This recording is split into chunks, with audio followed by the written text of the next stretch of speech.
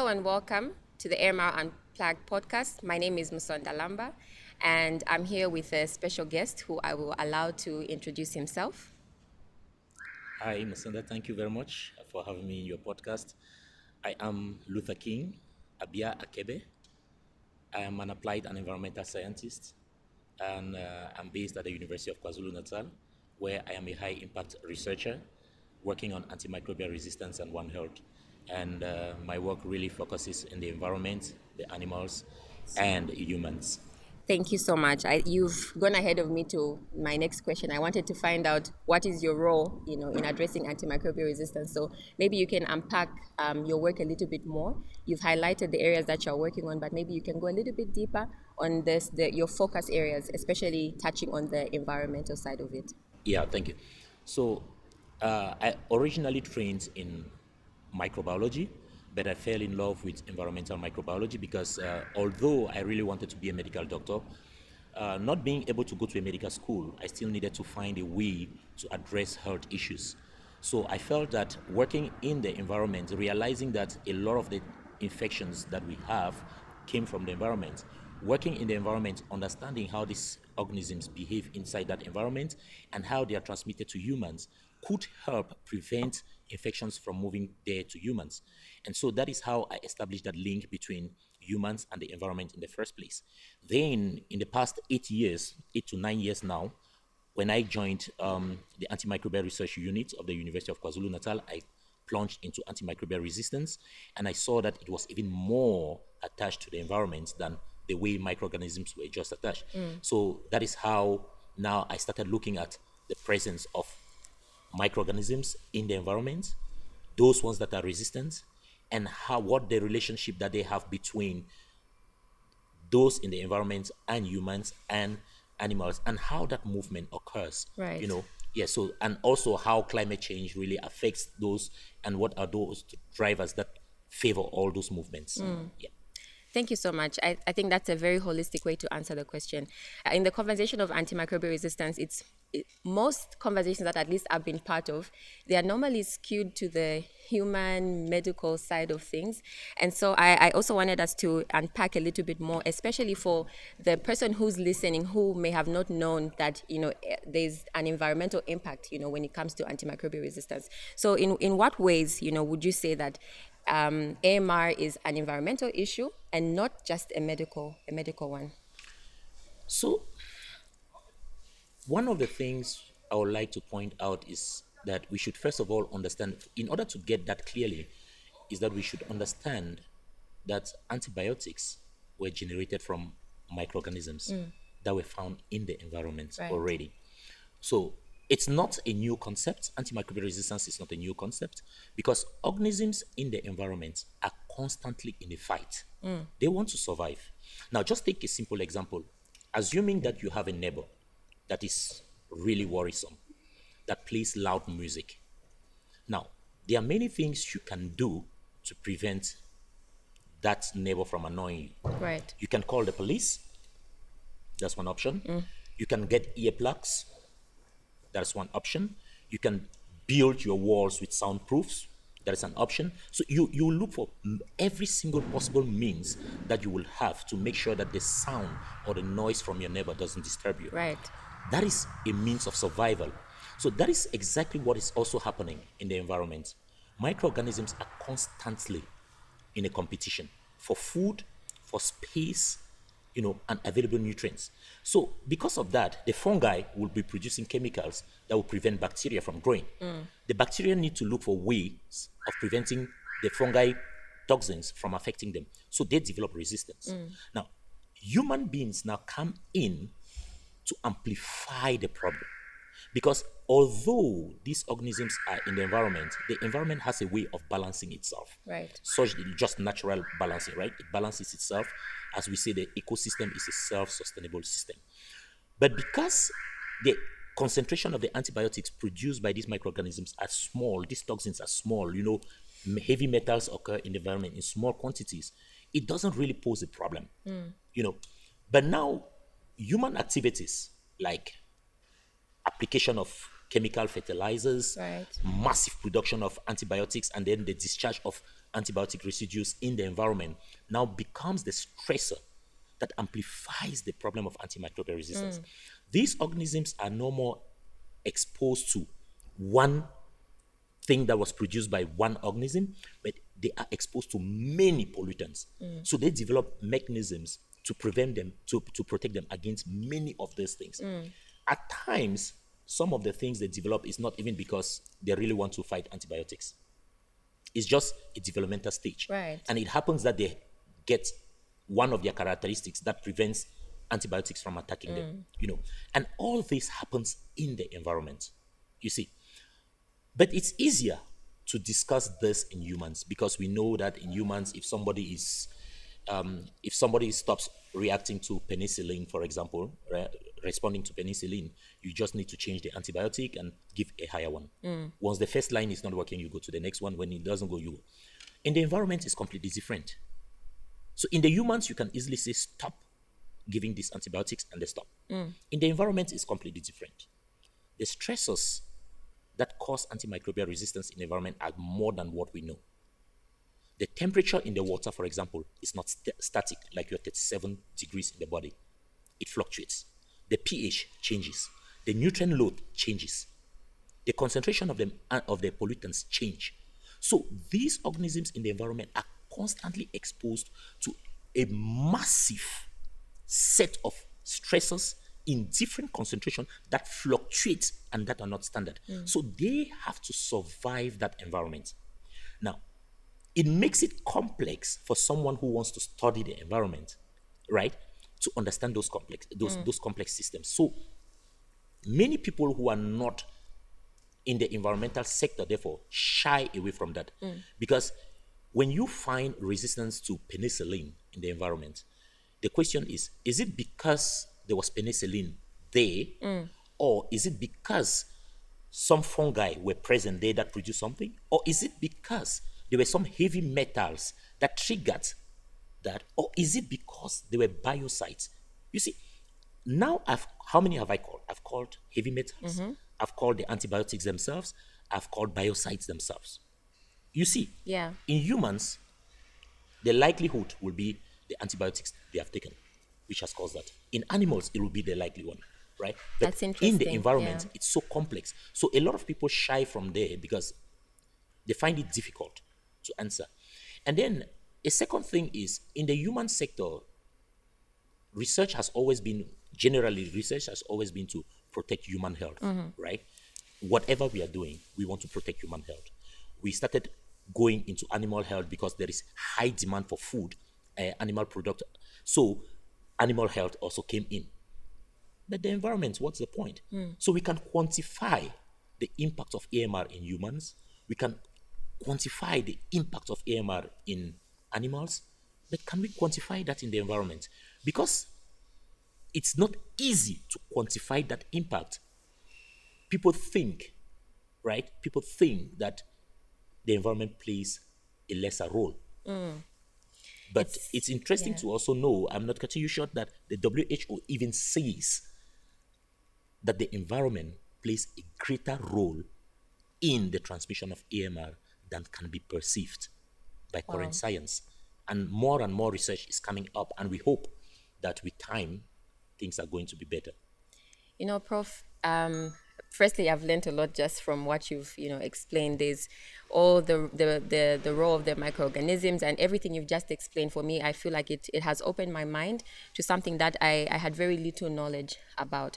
So, the questions that were running through my mind are that, it's a complex issue, right? When we talk about it from the environmental perspective, and you said yourself that even the WHO has acknowledged that there's so much more than meets the eye, so to say.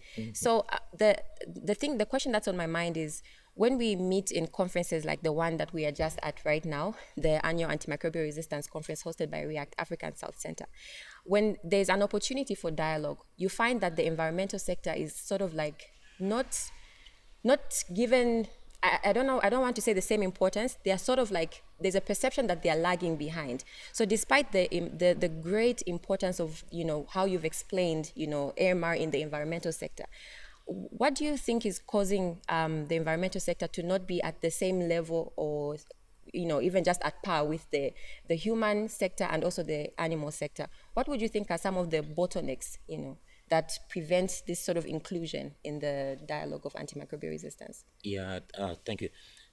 Just as I mentioned earlier, um, every single research or everything we are doing in science most of the time is to improve human well-being. That is the first thing. So whatever we want to do, at times, most times when you even go to conferences, they tell you if you want to present something, it should finally have an impact on humans. So Right. if they don't see a direct impact on humans, it's a little bit challenging. And what this translates to is that even funding bodies, when giving money out, they will prioritize research that will have an impact on humans. Remember, I said again that it's not until the demand for animal products increased that interest also came Right, right. to that, right? So now that we are realizing that the environment is playing a bigger role, a very big role in AMR, the interest is coming. Now, that is why, for example, the whole One Health concept has come in. There is no way we can separate humans, animals from the environment. True. We say humans, animals, and the environment intersect. That is what the One Health say. But I've always said humans and animals will intersect, but there will be a subset of the environment because we are in the We environment. exist in the We environment. exist in the Exactly. environment, Yeah. So which means there is no way we can avoid the environment. And just to tell you, to show that it's coming gradually, many times when we talk about environment, I'm sure you'll be thinking about water, mostly soil, right? But I'm telling you, there is AMR in the air. Yes, there is AMR in the Would air. you like to explain briefly about that? Yes, there is AMR in the air. If we take our wastewater treatment plants, for example, they generate a lot of aerosols. Aerosols are just droplets. Even when you are swimming, you beat the water, there are droplets that go up, right? Those tiny bits of droplets that go out. Or even in the farm, when you apply manure, there is dust that goes up. Those tiny bits of dust that goes up. Microorganisms or those bacteria, those germs, they are very small that they can be carried in those droplets, they can be carried in that dust, and when they are carried, they can be resuspended in the air depending on the movement of the wind. And they can travel up to 3 kilometers or even more. So you can have the generation of those particles here, the dust, the water, the droplets here, and they end up right in Lusaka town if there is no obstacle, right? And when these organisms are moving, if maybe there is no sunlight, conditions are favorable, they will stay alive inside there. Those are components that we don't even yet know. There is a group in Canada, for example, that did studies in the clouds. They picked AMR in the cloud, Wow. antimicrobial resistance in the cloud. What happens when it rains? The clouds, the rain will come down, right? Yeah. It will come down. So you bring back those microorganisms. So as time goes by, the environment is gaining interest, right? And we hope that as it's gaining interest, and also realizing that the One Health is now the concept to go, just as the recent UNGA that recognized that the only way to tackle AMR is to approach it through a One Health way, right? Point of view, has made such that now there is more and more funding that is coming, despite the global fund cutting and everything. But it's becoming more and more important to fund research in that aspect, because in the past, a lot of funding has been given to humans for human research, a lot of funding has been given to animal research. And so, because that was happening, there was enough evidence that was generated. The environment still lacks, right? Because some funders will still say, what is the evidence? Right, right. Right? What is the evidence? And they are also caught up. We shouldn't blame them. They are also caught up in the point where they need to address a human issue, but at the same time, they need to provide to address the environmental issues, right? Because the human issue already has a lot of evidence, but there is lack of evidence in environment. Environment still needs the basic research. We need constant work in the environment, the basics surveillance, basic monitoring, until we have a set of data huge enough to say, hey, this is what we have. This is the contribution of the environment. If we do not do this, this is what it will cost us financially. This is what it will cost us in terms of lives, and the bottlenecks will be removed. But for now, it's still a bit challenging, and we hope that with new funding sources, things will probably change. Yeah. I think you've done a great job in highlighting the challenges, but I really appreciate how your positivity still, comes out quite clearly, even despite the challenges, in the sense that you're saying that even though it's slow, there's steady progress. It's coming up.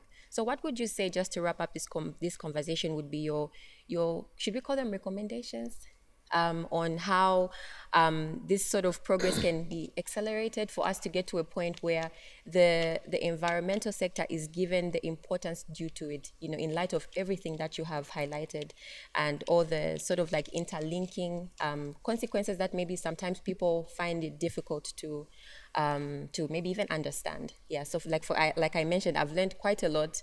AMR in the air is very new. I was mind blown actually just to hear about that there's such a concept as well. So what would you say are some of your recommendations wrapping up the conversation that we've just had? Yeah. So um, I will just take back to the fact that the global society now recognizes the role of the environment. The global society realizes that to address AMR, we need a One Health approach, and that is why the political declarations were made. Right. And now governments have been asked, because it's now political, governments have been asked to come up with national action plans. They are building national action plans into which they are going to incorporate the One Health. Now, what will happen is that I just say some of the systems that are already in place to monitor human health and animal health, right, could be leveraged to address animal health. We don't need to reinvent the wheel here. Because if we look at the methods, when we talk about the environment, you may think that, oh, the way of isolating the microorganisms from or the bacteria, the germs from the environment is more complicated than in humans. No, most times the methods are the same. It's just the way you process the sample from the beginning. But once you have the sample, you have treated them, then the other processes that follow are all the same. So structures that are already in place to monitor human health, to monitor animal health, those same structures can be leveraged. Another approach is wastewater treatment plants, for example. Now, this is a new concept, not a new concept, but it's being applied more to AMR. We can use wastewater treatment plants to monitor AMR in a community. Rather than going to monitor individuals, we can use wastewater. That brings the importance of the environment to the fight against AMR. Indeed. You see. So if we just increase the monitoring of our wastewater treatment plants, for example, we get an early warning because we can pick up from the wastewater treatment plants something that we miss in the hospital, something we miss from the community, but we know that there is something that is happening. And it was used during the COVID successfully, right? It was used during the COVID successfully. So leveraging and improving on wastewater treatment plants surveillance, then we can understand. But this will therefore mean that in some communities, especially in low and middle income countries, these structures need to be put in place because many don't have. Yeah. But I also say where they already exist, we don't need to build new ones. We just need to use the existing ones. What's already existing. Yes. Yeah. Once we have the existing ones and we can prove the concept, we can prove their role, then it will explain how, or it will give us a reason enough to set up more of those and to see that it might be the cheaper option, to work around it. And somebody said a journey of 1,000 miles begins with a step. With one step. At times we don't need to see the whole staircase. We just need the first step and Indeed. we go ahead. So the same as before, when the first people were talking about human diseases, nobody believed them, right? And funding was not given to them.